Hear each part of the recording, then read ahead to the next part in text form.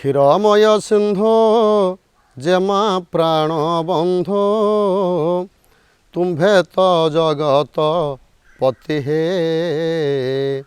একি সমদৃষ্টি পতাকা কুটেকে একি পক্ষপাত রীতি হে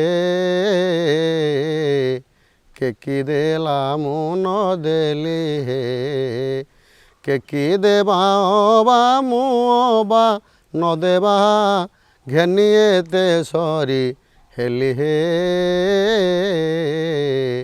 কেকি দেলা মুন দেলি হে। ওম জম ব্রহ্মা বরুণেন্দ্র রুদ্রমরুতঃ স্থুনন্তির্দেবৈস্তবৈ বেদহি সাঙ্গ পদক্রমোপনিষদেরি গায়ন্তি জং সামগাহ ধ্যানাবস্থি তদ্গতেন মনসা পশ্যন্তি জং যোগিনঃ যস্যান্ত ন বিদুঃ সুরাসুরগণ দেবাୟ তস্মୈ নମଃ। ମୋ ନାଁ ଗାୟକ ପ୍ରତାପ କୁମାର କର, ବାପାଙ୍କ ନାଁ ଉଦୟନାଥ କର।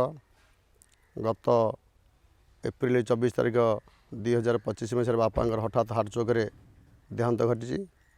ମୁଁ କଲେଜ କ୍ୟାରିୟର ପାଲା ଆରମ୍ଭ କରିଥିଲି ସତ, କିନ୍ତୁ ପାଲା ପ୍ରତି ସେତେ ଗଭୀର ଆଗ୍ରହ ନଥିଲା। ତାପରେ ମୁଁ ପିଜି କଲି। ପିଜି ସରିଲା ପରେ ମୁଁ ବାଙ୍ଗାଲୋରରେ ଗୋଟେ କମ୍ପାନୀରେ ଯାଇକି କିଛି ଦିନ ଏବେ ରହିଥିଲି। ତାପରେ ପାରାଦୀପ ପୋର୍ଟରେ ରହିଥିଲି ଏବଂ ଟାୱାର ଲାଇନରେ ବିହାରରେ ମଧ୍ୟ ଯାଇକି 6 ମାସ ରହିଥିଲି। ଇତିମଧ୍ୟରେ ମୋତେ କାହା ପାଖରେ ମୁଣ୍ଡ ଗୁଞ୍ଜାଇବା ପାଇଁ ମୋତେ କାହିଁ ଭଲ ଲାଗିଲାନି। ମୁଁ ନିଜେ ସିଦ୍ଧାନ୍ତ କଲି, ମୁଁ ବ୍ରାହ୍ମଣ ପିଲା, କର୍ମକାଣ୍ଡ କଲେ ମଧ୍ୟ ମୋ ପେଟ ଅପଛ ରହିବନି। ଆମେ 4 ଭାଇ, 3 ଭାଇ ବାହାରେ ଅଛନ୍ତି, ସମସ୍ତେ ମଧ୍ୟ ତାଙ୍କ ଦକ୍ଷତାରେ ନିପୁଣ ଅଛନ୍ତି। ମୁଁ ନିଜେ ଚିନ୍ତା କଲି ଯେ ମୁଁ ଜଣେ ବ୍ରାହ୍ମଣ ପିଲା, କର୍ମକାଣ୍ଡ କିଛି କରିବି। ମୋ ପାଖରେ ମଧ୍ୟ କର୍ମକାଣ୍ଡ କରିବା ପାଇଁ ସୌଭାଗ୍ୟ ଥିଲା। ମୋ ଗୁରୁଙ୍କ ଗାଦିରେ ବହୁତ ଭଲ ଭଲ ବ୍ରାହ୍ମଣ, ଟ୍ୟାଲେଣ୍ଟ ବ୍ରାହ୍ମଣମାନେ, ଯାହାକି ଯେଉଁମାନେ କି ଓଡ଼ିଶାରେ ନାଁ କରିଛନ୍ତି, ସେମାନେ ମୋତେ ଶିଖିବାର ବହୁତ ଆଗ୍ରହୀ ଥିଲେ। ତେଣୁ ତାଙ୍କ ପାଖରୁ କିଛି କର୍ମକାଣ୍ଡ ଶିଖିଲି। ମୋ ଗୁରୁ ଆଶ୍ରମ ହେଉଛନ୍ତି କାଇମାଟିଆ, ଖୋର୍ଦ୍ଧା, ମଥୁରୀ ବାବା ମୋର ପୂଜ୍ୟ ଗୁରୁଦେବ। ତାପରେ ଯେତେବେଳେ ପାଲା ଶିଖିଲି, ସେ ପାଲା କର୍ମକାଣ୍ଡ ସାଙ୍ଗରେ ମଧ୍ୟ ମୁଁ ପାଲା ଶିଖିଲି। ପିଜି ସରିଥାଏ ସେତେବେଳକୁ କର୍ମକାଣ୍ଡ କରୁଥାଏ ଏବଂ ପାଲା ପରିବେଷଣ କଲି। ପାଲାରେ ଯେତେବେଳେ ଶିଖିଲି, ସେତେବେଳେ ମୋ ପଡ଼ିଶାମାନେ, ବାପା ବୋଉ ମୋତେ ବହୁତ ଉତ୍ସାହ ଦେଇଛନ୍ତି। କେତେ ପଇସା କେଉଁଠୁ ଆଣିଲେ କେବେ ପଚାରନ୍ତନି। ପ୍ରଥମ କଥା ବାପା ପଚାରିବେ, ପାଲାରୁ ଯେତେବେଳେ ଘରକୁ ଆସିବି, ପାଳିଆମାନଙ୍କର ପଇସା ସବୁ ଦେଇଦେଲୁ, ଆଉ ଷ୍ଟାଫ୍ମାନଙ୍କର କାହାର ପଇସା ବାକି ନାହିଁ। ଏଇ ଗୋଟିଏ ଯେଉଁ ମୋତେ ସେ ନୀତି ଶିକ୍ଷା ଦେଇଛନ୍ତି, କାହାର ପଇସା ଗୋଟେ ପକେଟରେ ରଖିବନି, ସେଇଠି ଲାଗି ମୁଁ ଆଜି ଏପର୍ଯ୍ୟନ୍ତ ଯାଇଛି। ଓଡ଼ିଶାରେ ପ୍ରାୟ ଅନେକ ଜାଗାରେ ପାଲା ପରିବେଷଣ କରି ମୁଁ ବହୁତ ସମ୍ମାନର ଆଦରର ସମ୍ମାନିତ ହେଇଛି ଏବଂ ବହୁତ ଅନୁଷ୍ଠାନ ମୋତେ ବହୁତ ଆପଣାର ପାଆନ୍ତି। ମୋ ଜୀବନରେ କେବେ କୌଣସି ଯଜମାନର କାମ କଲେ ମୁଁ ପଇସା ଗଣେନି। ପାଲା ଯେତେବେଳେ ପାଲା ସରିଲା ପରେ ଯଜମାନ ପଇସା ଆଣି ଦିଅନ୍ତି, ସେ ମାନସିକ ପାଲା ହେଉ, ବାଦ ଅନୁଷ୍ଠାନ ପାଲା ହେଉ, ପଇସା ଦେଲାବେଳେ ମୁଁ ଖାଲି ପଚାରିଦିଏ, ଆଜ୍ଞା କେତେ ପଇସା ଦେଇଛନ୍ତି। ସେ ଯେତିକି ପଇସା ଦେଇଛନ୍ତି, ଯଦି 10,000 କହିକରି ସେ 8,000 ଦେବେ, ମୁଁ କେବେ ପଇସା ଗଣେନି।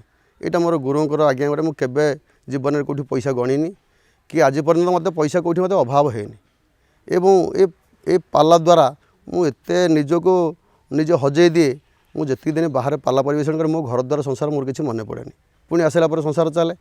ତେଣୁ ଅନେକ ଜାଗାରେ ଲୋକମାନେ ତ ପ୍ରଶ୍ନ କରନ୍ତି, ଆଜ୍ଞା ଆପଣ ଘର କଥା ଫୋନ୍ କରୁନାହାନ୍ତି। ମୁଁ କହିଲି ଘରକୁ ମୁଁ ରହିଲି 100 କିଲୋମିଟର କି 80 କିଲୋମିଟର କି 200 କିଲୋମିଟର ରହିଲି। ମୁଁ ଘର କଥା ଚିନ୍ତା କଲେ ମୁଁ କ'ଣ କରିପାରିବି? ମୁଁ ତ ଜଣଙ୍କ ଆଶ୍ରୟରେ ଆସିଛି।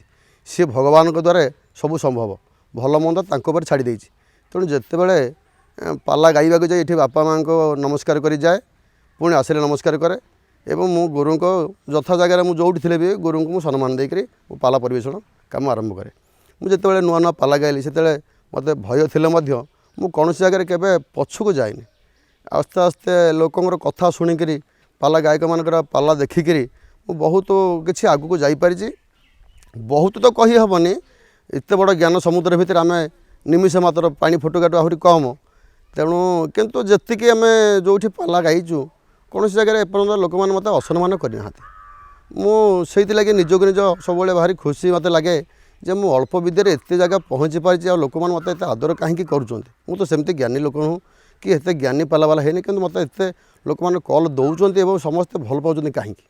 ମୁଁ ପ୍ରଥମେ 3ଟି ବହି, ବସୁ ସାହିତ୍ୟରେ 3ଟି ବହି ଶିଖିକରି ପାଲା ପରିବେଷଣ କଲି। ତାପରେ ବର୍ଷକ ଭିତରେ ପ୍ରଥମ ଯେଉଁ ବର୍ଷ ପାଲା ଗାଇଲି, ସେ ବର୍ଷ 3ଟି 3 ଥାକିଆ ଯୋଡ଼ିଏ ମଞ୍ଚ ଆଉ ଗୋଟେ 4 ଦିନିଆ ମଞ୍ଚ ଗାଇଲି। ଯିଏ ଯେଉଁ କାବ୍ୟ ନାଟକ ଯେଉଁଠି ଛାଡ଼ନ୍ତି, ମୁଁ ସେ କାବ୍ୟ ନାଟକ ଦଖଲ ନ କଲେ ମଧ୍ୟ ପ୍ରତ୍ୟେକ କାବ୍ୟ ନାଟକ 10-15ଟା ଶ୍ଳୋକ ଶିଖି ସେ ଥାକ ମୁଁ ପୂରଣ କରିଛି। ସୁଭଦ୍ରା ପରିଣୟ ହେଉ, ରୁକ୍ମଣୀ ପରିଣୟ ହେଉ, ଭାରବୀ କାବ୍ୟ ନାଗାନନ୍ଦ ନାଟକ ଶ୍ରୀହର୍ଷଙ୍କର ନୈଷଧ ଏସବୁ କାବ୍ୟ ମୁଁ ଯେତିକି ଜାଣିଥିଲେ ମଧ୍ୟ ଯେଉଁଠି ଯେଉଁ ଗାୟକମାନେ ଛାଡ଼ନ୍ତି ମୁଁ ତାକୁ ପୂର୍ଣ୍ଣ ଭାବରେ ପୂର୍ଣ୍ଣାଙ୍ଗ କରିକି ଆସିପାରେ। ମୋର ପ୍ରଥମ ଗୁରୁ ହେଉଛନ୍ତି ମୋର ନିଜ ମୁଁ ଯେତେବେଳେ ପଢ଼ୁଥିଲି କଲେଜରେ BA ପଢ଼ୁଥିଲି ସେତେବେଳେ ଦୁର୍ଗା ମାଧବ ପୃଷ୍ଟି ମୋ ଜୋରନ୍ଦା କଲେଜରେ ସେ ମୋତେ ପଢ଼ଉଥିଲେ। ସେ ମଧ୍ୟ ପାଲାରେ ମୋତେ ବହୁତ ସହଯୋଗ କରିଛନ୍ତି। ବହୁତ ବିନା ପଇସାରେ ମୁଁ ତାଙ୍କଠୁ ବହୁତ ଜିନିଷ ପାଇଛି ଏବଂ ଆଶୀର୍ବାଦ ସେ କରିଛନ୍ତି। ଆଉ ତାପରେ ଦ୍ୱିତୀୟ ଗୁରୁ ହେଉଛନ୍ତି ମୋର ବଳଭଦ୍ର ପଣ୍ଡା। ଏବେ ତ ଶିକ୍ଷାର ପରିସମାପ୍ତି ନାହିଁ। ଶିଖିବା କହିଲେ ଜୀବନ ଯାକ ପଡ଼ିଛି ଶିଖିବା ପାଇଁ। ଆଉ ଯେତେ ବୟସ୍କ ଗାୟକ ହେଲେ ବି ସେ ନିଶ୍ଚିତ ଭାବରେ ଶିକ୍ଷାର ତଳେ ଅଛନ୍ତି। ଶିକ୍ଷାଠୁ ଅଧିକ କେହି ଯାଇନାହାନ୍ତି। ଏବେ ଆମେ ଶିଖୁଛୁ, ଆଗକୁ ଶିଖିବୁ। ଆଗରୁ ଶିଖୁଥିଲୁ। ଶିକ୍ଷାର କେବେ ପରିସମାପ୍ତି ନାହିଁ।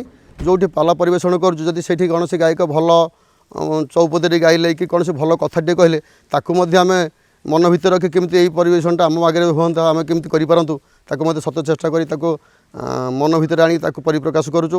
ଏବଂ ଯେଉଁଟା ମୋର ଟିକେ ଶିଖିବାର ତ୍ରୁଟି ହୋଇଛି ଯଦି କୌଣସି ଗାୟକ ସେ ବିଷୟ ସେଇଠି କରନ୍ତି ତାଙ୍କର ଭଲ ହୁଏ, ମୋର କେଉଁଠି ଖରାପ ହେଉଛି କାହିଁକି ହେଇପାରୁନି ମୁଁ ତାକୁ ଲକ୍ଷ୍ୟ କରି ମଧ୍ୟ ସେ ଜାଗାରେ ମୁଁ ସିଦ୍ଧ ଭାବରେ ମୋ ମନ କଥା ପ୍ରକାଶ କରିକି ମୁଁ ପୂର୍ଣ୍ଣ କରିପାରୁଛି। ଆଉ ସବୁ ଠାକୁରଙ୍କର ଆଶୀର୍ବାଦ ଦ୍ୱାରା ଏପର୍ଯ୍ୟନ୍ତ ଚାଲିଛି।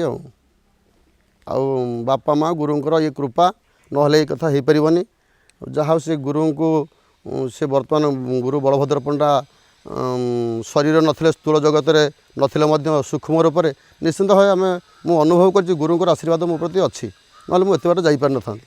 ବାଦପାଲା ଗାଉଛି, ମାନସିକ ପାଲା, ଜନ୍ମ ପାଲା ଏମିତି କରି 150 ରାତି ପରେ ପାଲା ହେଇଯାଉଛି। ଆଉ ତା ସାଙ୍ଗରେ କର୍ମକାଣ୍ଡ କିଛି କରେ, ଜାତକ କାମ କିଛି କରେ, ଜାତକ ଗଣନା ଅଫିସ କିଛି କରେ, ବାସ୍ତୁ ପୂଜା କିଛି କରେ। ଏମିତିରେ ଭଗବାନ ତ ସମୟ ଠିକରେ ଚଲେଇ ନେଇଛି। ପରିବାର ମଧ୍ୟ ହସ ଖୁସିରେ ଚାଲିଛି। ପରିବାର କେତେବେଳେ ଅଭାବ ଅନଟନ ହେଇନି।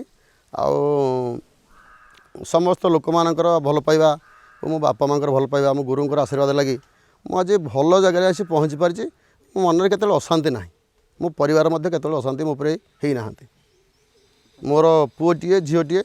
ପୁଅଟା 8ମ କ୍ଲାସରେ ପାଠ ପଢ଼ୁଛି।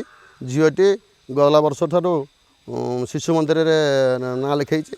ଆଉ ଝିଅ ପୁଅ ଦୁଇ ଜଣଙ୍କ ମଧ୍ୟ ବହୁତ ଭଲ ପାଠପଢ଼ାରେ ସେମାନଙ୍କର ମଧ୍ୟ ଆଗ୍ରହ ସବୁବେଳେ ଅଛି। ମୁଁ ଥିଲେ ନଥିଲେ ମଧ୍ୟ ସେ କେତେବେଳେ ପାଠପଢ଼ାରେ ନିବୃତ୍ତ ନାହିଁ। ତାଙ୍କର ପାଠପଢ଼ା ଭଲ। ଆଉ ଯେତେବେଳେ ମୁଁ ଯେଉଁଠିକି ଯାଇଥାଏ ସେ ଅପେକ୍ଷା କରିଥାନ୍ତି କେଉଁଦିନ ମୋ ବାପା ଘରକୁ ଆସିବେ, ନନା କେଉଁଦିନ ମୋତେ ତ ନନା ଡାକନ୍ତି, ନନା କେଉଁଦିନ ଘରକୁ ଆସିବେ। ଆଉ ମୋର ବେଶୀ ଗେଲ ବছର ମୋ ଝିଅ ଯୁଆଡ଼େ ମୁଁ ଯାଇଥିବି ଯଦି 2-4 ଦିନ ଡେରି ହେଇଗଲା ସେ ମୋତେ ଖୋଜିକି କାନ୍ଦିକି ତା ଦେହ ଖରାପ ହେଇଯାଏ। ବଟପୁଟବାସୀ ଆରତ ତ୍ରାଣ ଘଟ ଘଟକେ ରହି ସରବ ଜାଣ ଖଟନ୍ତେ ଯାହାର ଚରଣେ କମଳା ହଟ କରି ମୋ ଦୁର୍ଦଶା ନ ଗଲା ହେ ନଟବର ବେଶ ଧାରି ହେ ଝଟତିରେ ଥରେ ଶ୍ରୁତି ଡେରି ଶୁଣ ଏଦିନ ଜନ ଗୁହାରି ହେ ହେ ନଟବର ବେଶ ଧାରି ହେ।